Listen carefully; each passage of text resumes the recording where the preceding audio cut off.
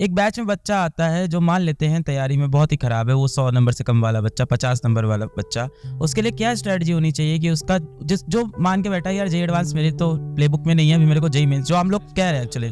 Sir मैं बोलूँ सिर्फ नोट्स पढ़ ले भाई, सिर्फ नोट्स और नोट्स के क्वेश्चन। और हमारे या फिर मैं देख भाई बहुत क्लियर बात बोलूंगा, सिर्फ पीडब्ल्यू की बात नहीं है, तू कहीं पर भी पढ़ रहा हो, तू हो सकता है पीडब्ल्यू में एडमिशन ले या ना ले, लेकिन मेरी इस बात को अगर तू ध्यान से सुन लेगा ना, तेरा फायदा हो जाएगा। देखो जो भी टीचर पढ़ा रहा है ना, शिद्दत से उसके नोट्स पढ़ ले, तेरा मेन सिलेक्शन हो जाएगा, सीधी सी बात है, इसमें कोई इफ एंड बट नहीं है। सबके नोट से सर सवाल आ रहे हैं, स्टेटमेंट सिस्टम में सही से पढ़ा, सिस्टम में पढ़ा रहा है अच्छे से बस। और आप नोट्स प्लस पीवाईक्यू वो ऑब्वियस है, लेकिन पहली प्रायोरिटी आप अपने नोट्स करो।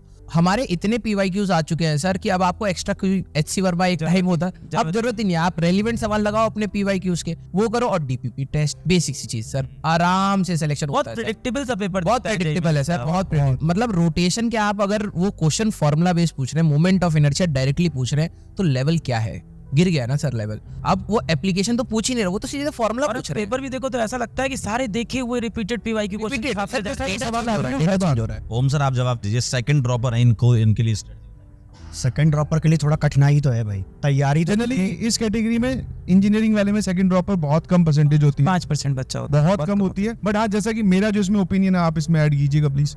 मेरा ओपिनियन है कि एक तो यहाँ पे बच्चे कम होते हैं, बट अगर तूने सोचा ही है, तेरे अंदर तेरे को लग रहा है कि आ गया भाई कि मुझे अपनी गलतियां रियलाइज हो गई है, बट मुझे पढ़ाई करनी है और इस बार मैं कुछ ना कुछ अच्छा ऑब्वियसली अच्छा होगा ही, तो थोड़ा सा अपनी जर्नी को वापस से फोरकास्ट करके आप ड्रॉप ले सकते हो, कोई बड़ी बात नहीं है। मैं सिर्फ आपके मिथ दूर कर सकता हूँ कि सर आगे चलकर जॉब में दिक्कत होती है, नहीं दिक्कत होती, शादी में दिक्कत होती है, नहीं दिक्कत होती, ठीक है। कहीं कोई आपसे नहीं पूछेगा कि आपने 2 बार ड्रॉप लिया था क्या, कोई ऐसा नहीं करने वाला। उम्र बढ़ गई तुम्हारी, उम्र बढ़ गई, हाँ वैसे भी डॉक्टर और ये सब मतलब लंबे लंबे टाइम तक पढ़ते रहते हैं, और कोई कहीं पर भी कोई दिक्कत नहीं होगा। मान लो कोई पूछे भी तो आप बोल सकते हो कि हाँ मैंने ड्रॉप लिया है, मेरा किसी वजह से फर्स्ट ईयर जो ठीक नहीं गया था, बस जो दिक्कत कहीं पे नहीं होगी। हाँ आप अगर पढ़ना चाहते हो, ड्रॉप लेना चाहते हो, आपने अच्छे से डिसाइड कर लिया है, हाँ वो मत करना भाई कि मैं इंजीनियरिंग कॉलेज में एडमिशन ले रहा हूँ, साथ में प्रयास बैच खरीद रहा हूँ, मैं पढ़ाई कर लूंगा, नहीं होगा।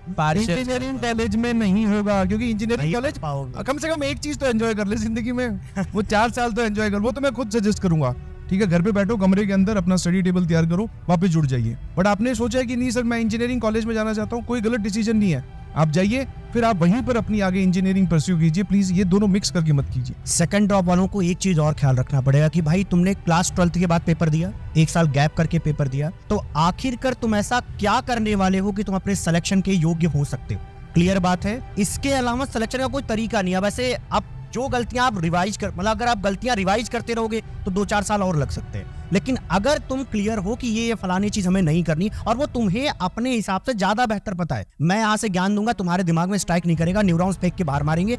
शब्द इतना ही है कि तुम बेहतर जानते हो कि उस 2 सालों में हमने क्या गलतियां करी थी, वो गलतियां भाई नहीं करनी है। पहले इसके लिए तैयार हो जाओ, क्योंकि भाई गैप होता क्या है, जनरली जब सेकंड ड्रॉप लोगे तो जो जहां हम रहते हैं, हम कह जरूर देते हैं, कहते हम भी हैं कि भाई जाओ, जो जहां आप रह रहे हो बहुत ज्यादा इंपैक्ट नहीं आना चाहिए आपके ऊपर कि लोग क्या कह रहे हैं, लेकिन लोग क्या कह रहे हैं थोड़ा थोड़ा फर्क पड़ता है। मैं जानता हूं नहीं पढ़ना चाहिए, लेकिन पड़ता है। तो अगर आप ले रहे हो तो भैया इतना मान के चलना कि अगले 9 महीने 10 महीने मैं लगातार काम करूंगा, भेंट मुलाकात का हमारे पास वक्त ही नहीं। सही बात बोलूं तो केवल और केवल एक काम करना पड़ेगा। और भैया सेकंड ड्रॉप वालों को अक्सर एक और डर सताता है, क्या होता है वो कि क्लास 12th आप जिनके साथ पढ़े होते हैं वो लोग कॉलेजेस में होते हैं, सेकंड ईयर में दोस्त आती हैं, उनके इंस्टाग्राम पे आप देखते हो कि वो पार्टी करने गए थे, 4 दोस्त दिखते हैं, अगर दोस्त में कोई और दिख जाता है तो आपका अलग एक वो होता है। मैं कुल मिला के ये कहना चाह रहा हूँ, इन सबसे अब फर्क नहीं पड़ना चाहिए। आपको उस तरीके का सोच बनाना पड़ेगा कि भाई इनसे हमें फर्क नहीं पड़ेगा, मैं खुद पे काम करूंगा और खुद को ग्रो कर पाऊंगा। अगर ये माइंडसेट है तो निश्चित रूप से स्वागत है, आप सिलेक्शन योग्य हो सकते हैं। फिर मतलब ऐसे क्वेश्चन है जो बच्चा करे ना तो सिलेक्शन क्यों नहीं होगा यार। क्लास नोट सिर्फ एक टीचर नहीं, सभी भारत में जहां जहां पर किसी भी इंस्टीट्यूट में कोई भी टीचर पढ़ा रहा है, बस